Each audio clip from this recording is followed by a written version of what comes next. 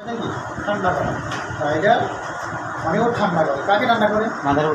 না ওইটার যে প্রসেসর আছে প্রসেসরের আপনি জানেন না মনে হয় যদি আমি এটা খালিভাবে অন করি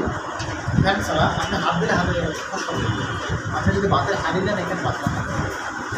এতটা পরিমাণে ও হিট হয় এখন বর্তমান জেনারেশনে কম হিট হয় এই ফার্স্ট জেনারেশন মাদারবোর্ডে অতিরিক্ত হিট হয় কিন্তু হাত দিলে হাতে কষ্ট হয়ে যায়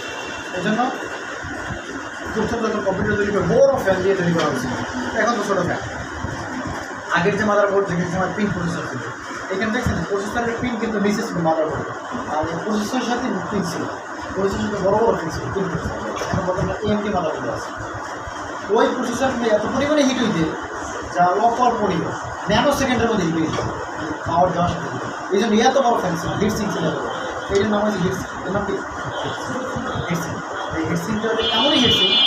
বাতাসের সংস্পর্শে নিলে ওর ঠান্ডা হয়ে যায় ওর এমনিতে ঠান্ডা হয়ে যায় যতই গরম থাকে কিন্তু বাতাসের সমস্যা দিলে থাকে বাতাসের সমস্যা কী হয়ে যায় ঠান্ডা হচ্ছে হিট সিং এই জন্য